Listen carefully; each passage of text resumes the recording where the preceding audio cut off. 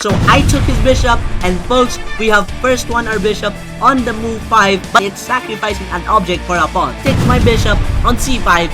I can just take his queen. We got our blunder x blunder on move 23 over here, folks. I take the knight on d6 with a pawn, and that officially makes me win the game, because now I have plus 11 points. When I took his queen, the queen that is guarding the bishop and the pawn is no more. And I took his bishop. This is another blunder. We just took his bishop. He resigned. I have won this game completely. What's up, everybody? And this is another video, another new day for a chess games. Here, folks, we'll be playing educational chess once again. Guys, what are we waiting for? Let's play some chess. And so on analyzing, we got the final one here, which got me my elo up to 1036 over here. So we got the opponent being white pieces and me being black pieces. And this is d4. So d4, folks, is a solid line. I don't really like a solid line of white because it is very solid and it gets very boring from that line. So I go pawn to e5, which makes that line very aggressive, because if he now takes my pawn on e5, which he did, this makes the line more aggressive, because now I have the upper hand to develop and gain more tempo from him. He goes and develop also. We got both knights in our game right now, here controlling the spaces in the center, controlling the game more, and plus developing more pieces to attack on each other.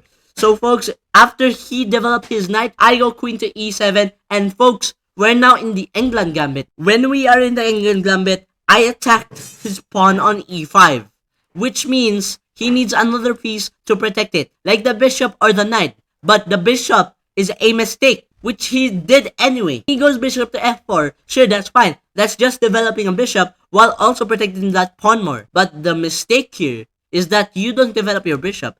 You should have just gone here. Because of the fact, when this queen goes over here on b4, it's a fork. Over here, queen to b4, which is a fork to the king, to the bishop, and also to this rook, which is trapped right now, which is really a good move.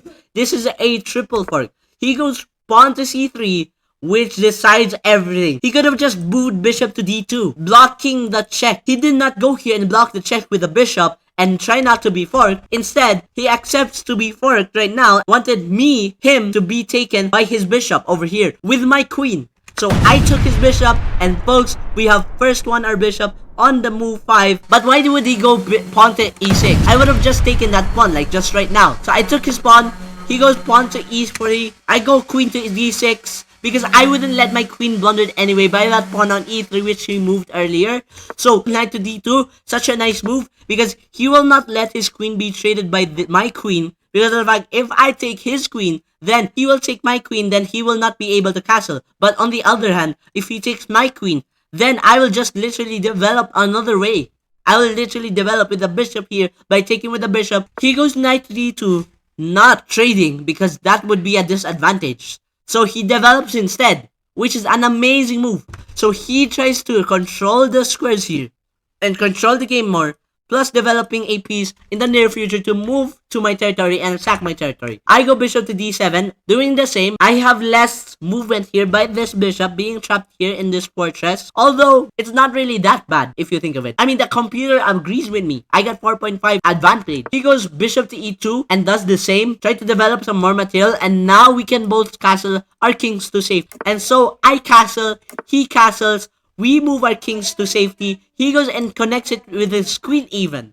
I cannot, because of the fact it's being blocked by the knight and the bishop, which is nice for him and bad for me, because I really need to connect my rooks really early right now, because I'm falling down in development. He has great development right now. So I go knight to f6, trying to gain some development, try to get some more squares, and try to gain some attack on this king side, and it has some purpose on there. Try to pair up with the queen when this knight gets traded, which is a powerful knight. I would trade that later in the future because it guards the king. That's the reason. He goes pawn to a4. Why would we move our pawn on the a file and the h file? Because of the fact that we're trying to attack the opponent on the king, trying to expose the king on each other, break the opponent's territory with pawns and pawns only. He goes pawn to a5. It's a race to literally try to expose the king, because after exposing the king, we have more possibilities of checkmating. And pawn to g5, I'm trying to go here, attack the knight, but he goes pawn to a6. That's a mistake. Why? Because of the fact that I can just go pawn to b6. and now his pawn is trapped forever there. He cannot move, and plus it's in the edge, and it has great possibilities of being taken by my bishop or by any piece later in the future. I use it to attack the knight. My pawn on g5, moving pawn to g4. He has to move the knight, which he does. And also, I'm advancing here, so he has to move his knight. He moves it somewhere convenient. He goes knight to d4. His knight is very powerful now, but it can be traded. So I traded my weak knight for a strong knight, because it is very, very worth it after all. He goes and takes my knight. He still can go here and devastate me with a fork, which is insane. So I have to prevent that. I'm gonna go queen to b4, attacking all sides of this, trying to break the pawn structure and try to move away from this fork over here on pawn to c5, which is insane. So he goes pawn to b3, I go pawn to b5. He will take my pawn, of course, on g4. I take up with the knight. You cannot, because his queen is literally staring at the bishop, which I will be taking with the knight. So I did not take with the knight. I go move forward than a pawn. I try to challenge this pawn on c4 so that the threat on my king is no more on moving forward here with the pawn. So I take the pawn. He takes my pawn. And that's a trade. The threat is no more. There's no threat. And this knight is not a threat because he cannot go over here on my king on this attack. I go bishop to b5, attacking the knight while also pinning the knight to the rook over here on f1, which is a such useful move because now, folks, I'm also attacking his pawn, a very good piece in the game. He goes rook to c1 for some reason, trying to take some file over here. If he moves the knight, he's gonna take the file, but that's useless anyway because when he moved here, that's a blunder to the pawn. And I can just take this. And this is nothing. You can do anything. And he goes rook to e1. I go bishop to c5. That's a sacrifice over there. Or just a trade. I don't know. I mean, it's sacrificing an object for a pawn. I mean, that's what you call a sacrifice or something. I think it's not. It's a trade by the end of the day, right? Because when he takes my bishop on c5, I can just take his queen. Because of the fact, when he takes my bishop with the pawn opens up, plus me taking the queen. But I have the upper hand here. Because a rook and a bishop is less powerful than a queen. Because the queen has more ability. And rook and a bishop is much more separated and can't be defended by each other always. And the queen is just only one piece. Which means it can move one place to another. Only one piece in only one move. Which is a really good advantage to me, my rook. Because it's gonna be traded, right? But instead, no, he didn't trade the rook. He goes knight to d6 and blunders another piece anyway. I don't know why is this, but he got a blind for pawns. I mean, I don't even get this opponent anymore. This, I can just take the knight with the pawn on c7. We got our blunder x blunder on move 23 over here, folks. So, I take the knight on d6 with a pawn, and that officially makes me win the game because now I have plus 11 points. If he doesn't move, if he doesn't take my rook, he's literally dead meat. But he did. A while ago, when I took his queen, the queen that is guarding the bishop and the pawn is no more. And so the defense is no more on the pawn and the bishop. I took his bishop because there is no defense anymore. And because of his queen defending the bishop and there's no queen anymore. And so there's no defense in the bishop anymore. Which is another blunder to here on this move, folks, on move 25. He keeps on having tactical blunders. I don't know why. Am I just smart today? Maybe. But guys, we just took his bishop, and he goes pawn to d7. I go back knight to f6, trying to challenge that pawn, because I don't want that pawn to be queened early on in the game, because why would I let that pawn queen and destroy me in the game? With knight to f6 on the board, moving my knight, try to challenge that pawn.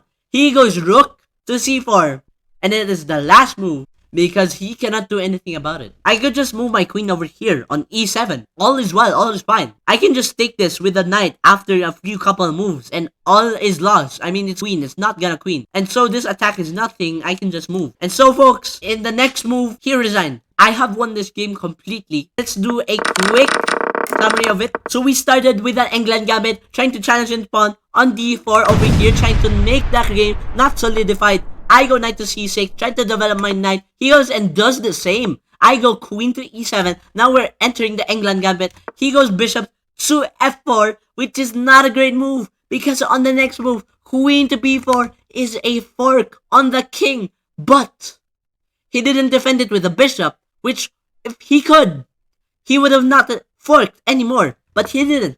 He goes pawn to c3, and now he blundered his bishop on move 5. We got his bishop, folks, on move 5, on the square on f4, and now he goes pawn to e6.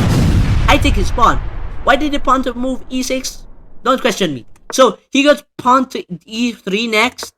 I go back queen here, d6, because if I take, he will never castle, and if he takes back, I will develop. So he decided to develop and not try to make me take his queen. He goes knight to d2 instead and develops, which is such an amazing move. I go and develop as well, but more possibly because my bishop cannot move anywhere. But in benefit of that, I can castle in the next move and make my king safe.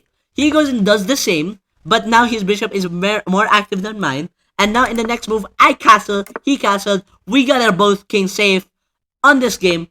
And now I go knight to f6, trying to attack the king side with my knight on f6, trying to pair it with a queen over there. If I traded his knight on f3 on this game. He goes pawn to a4, I go pawn to h6, trying to race up here, trying to wreck the houses of the kings from the pawns because of the fact that more exposement leads to more checkmate, so that when we break the pawn, we get the exposement of our kings. So he goes pawn to a5, I go pawn to g5, he goes pawn to a6, which is a mistake. Why would you go to pawn to a6 when I could have just gone pawn to b6 anyway? Now you cannot move this pawn, which makes his pawn very weak. And I go for the forge over here, trying to attack his knight. I go pawn to g4, which attacks his knight. He has to move his knight, or else he will blunder his knight. So he goes knight to d4, which makes his knight powerful, but it can be traded. So I traded it, he takes. Me, disregarding the fact that he can just take the pawn, and he can attack this, I focus more on the fact that he can attack my king, because king is more valuable than pawn. You should know that. I got less points from it actually in a few couple of moves. He moves the pawn instead and not take my pawn. And yet I don't see my pawn gonna be taken the next move, because on the next move I go pawn to b5, trying to focus here, make my king safe, because now he takes my pawn. And if I take this pawn, the threat is lost to my king. The threat of this pawn coming forward and trying to explode me is gone.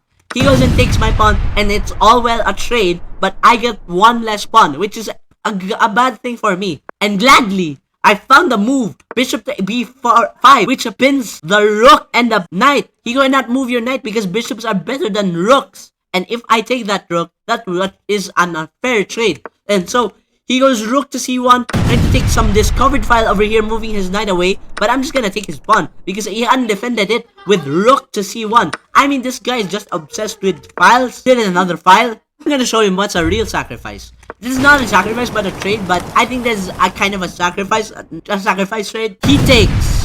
When he takes, he opens up the queen. But folks, it's not over yet, because when he takes, it's all balanced, because rook and a bishop is equal to a queen. But a queen is better than a rook and a bishop.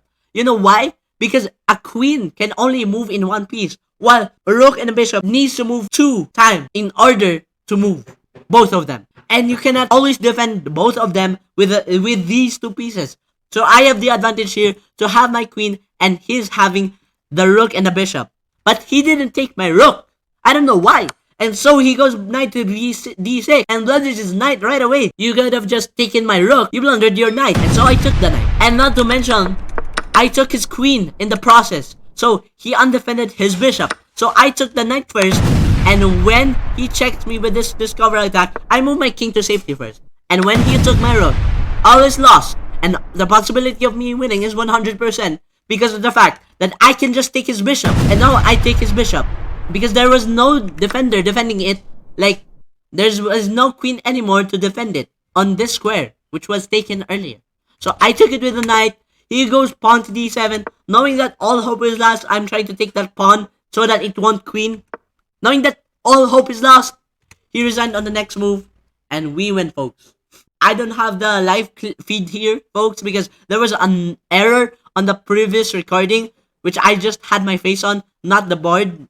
I would just watch was a mistake. But next time, folks, I will have a live feed. I promise. So, folks, see you in the next video. Please subscribe and like. If you want to motivate me to make more videos like this. And folks, this was a great game. And I got plus more ELO from this. Peace out. Yeah, thank you for those 3 more subscribers in my channel. And thank you also for watching this video till the end. Peace out.